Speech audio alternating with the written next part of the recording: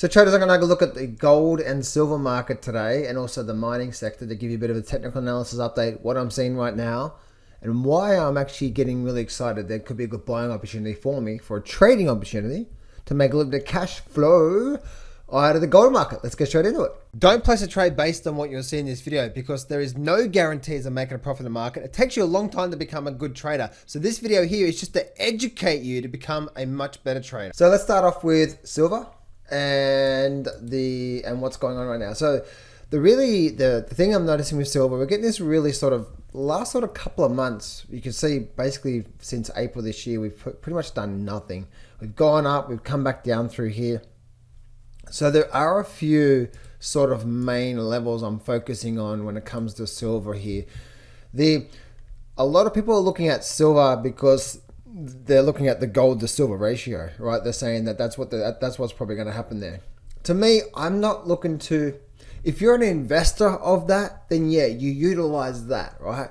But for me, I'm a trader of the markets, right? I want to make money now, right? And what I mean by now is that I want to look for an opportunity where I can get in today, hold it for maybe a few weeks, maybe for a few months maximum, get out, make a nice return, and do that again and again throughout the entire year and make some money.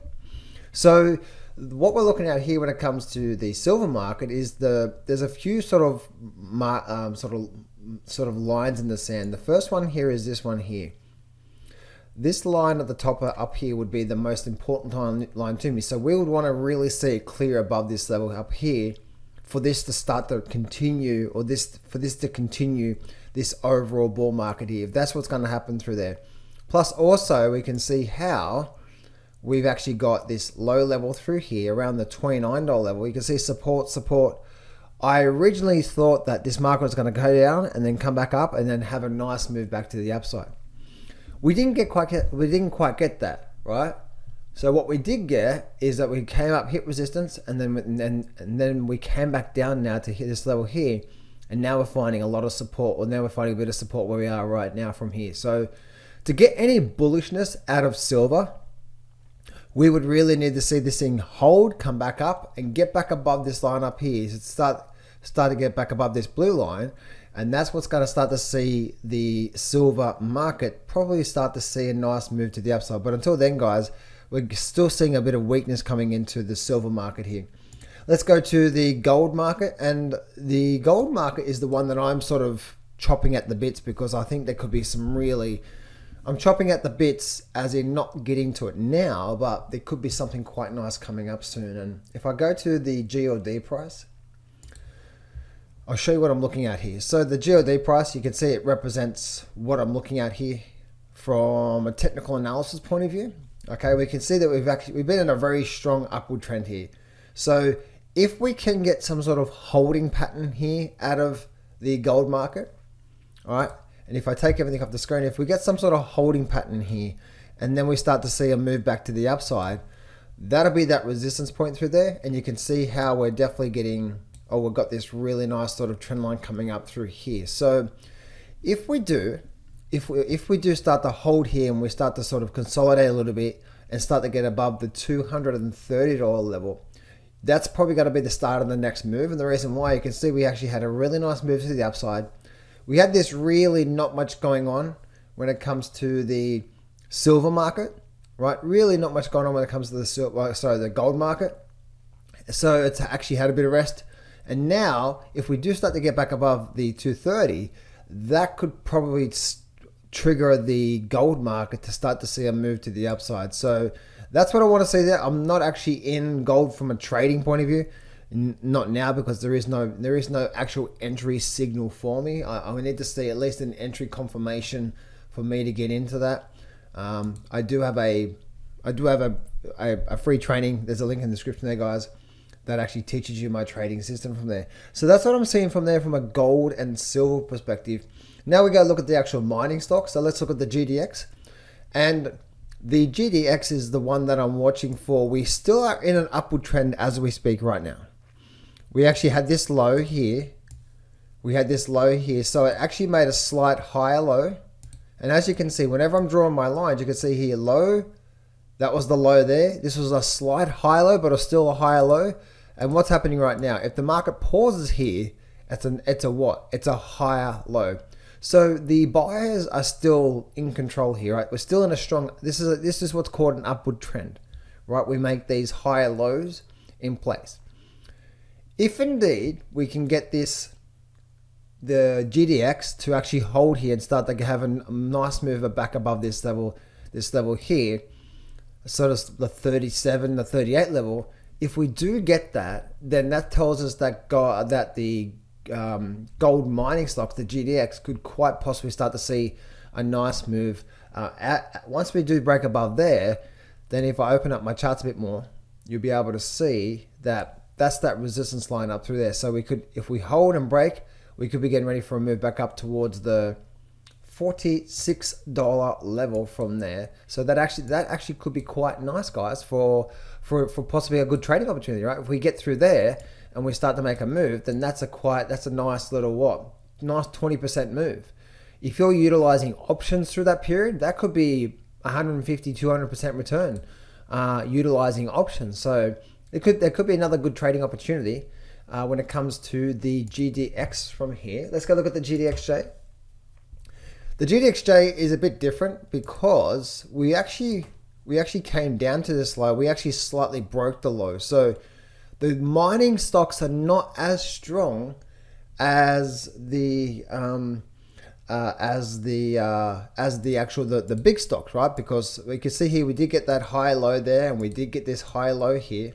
So we've got these higher lows in place, but this one came down and actually made the same low, where the actual GDX, we still could quite possibly be getting that high low, and then we could start to see this thing move to the upside. So that could be quite nice from there. But the GDX, we're not really too quite sure right now. We did actually have this resistance up the top here around the 47 level there, and when we did have that $47 level all through there, that was the level that was telling me that we're probably like at this whole level through here. That's what we want to see this market at least get back above this level here for a nice move to the upside. So the mining sector is not or the GDXJ is not as strong. Let's go look at the silver mining sector.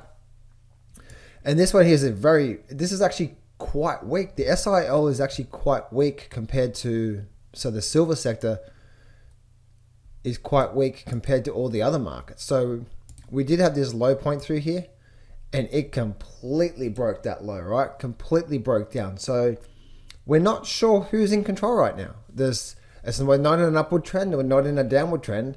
We did break this low here. So depending on what actually comes next, it would be quite interesting to see what actually goes on from there. And the SILJ is the same situation. So the silver sector, the silver mining sector, is actually a lot weaker than the actual GDX. The GDX right now is holding up the most out of the mining sector and what's going on from there.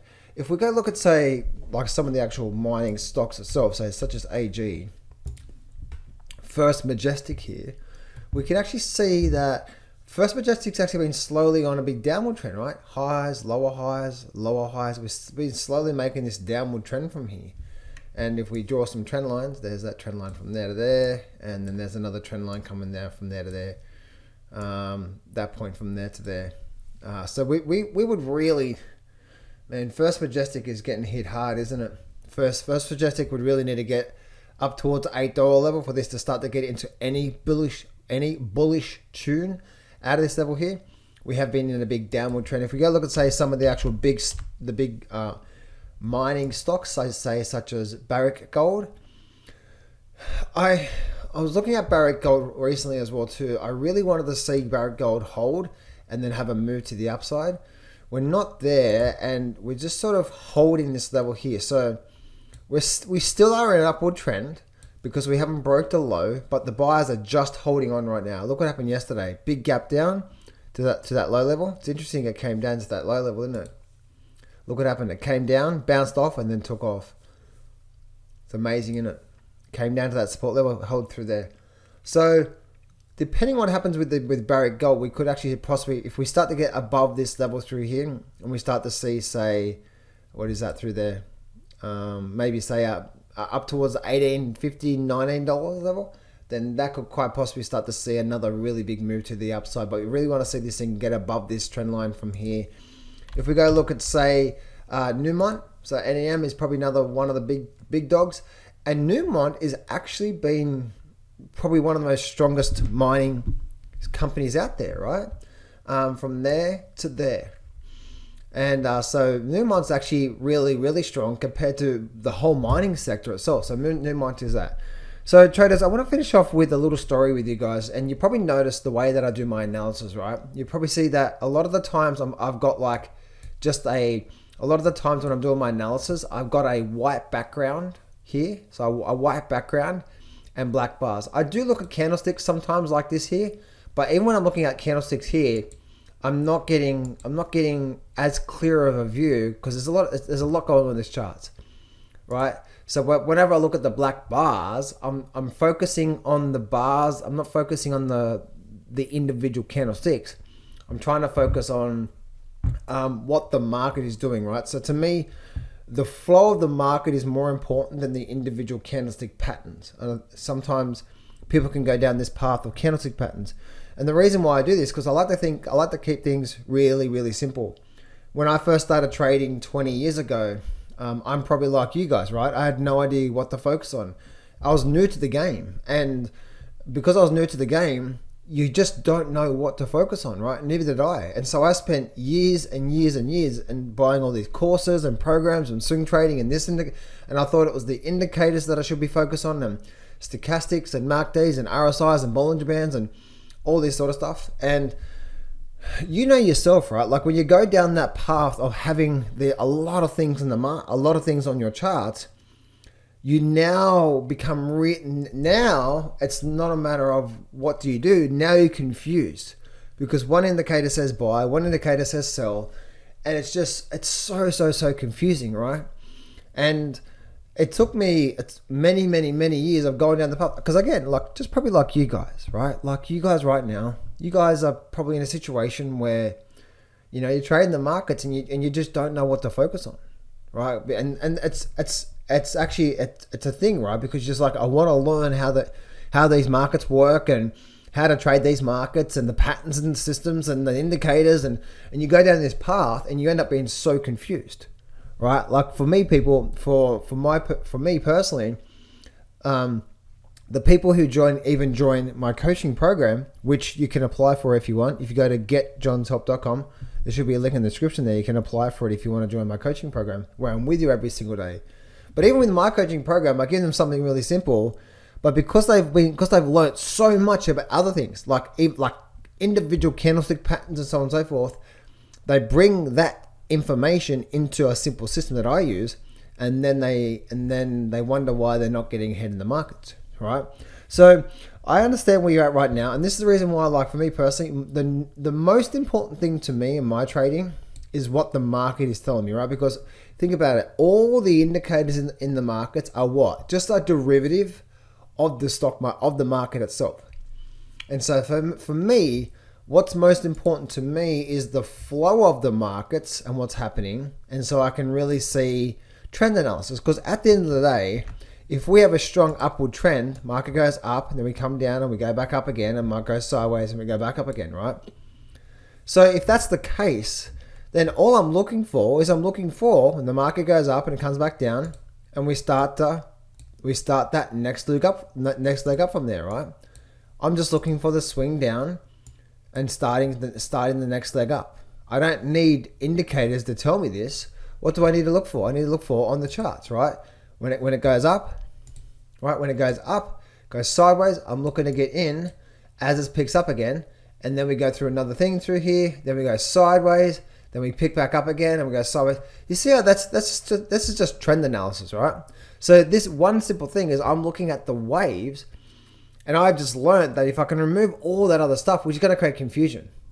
There's so many times that in the past when I've wanted to get into a really good trade and I didn't because of the indicators, and it was such a good trade. Not only that, but there's so many times when I was in a trade and I got out really, really early because the indicators were overbought, and the thing just ran on for multiple 100% return using options. So That's the reason why I don't use indicators myself anymore, guys, in my own personal trading. I just spent so many years, probably like you guys, just trying to learn a lot of stuff about the markets.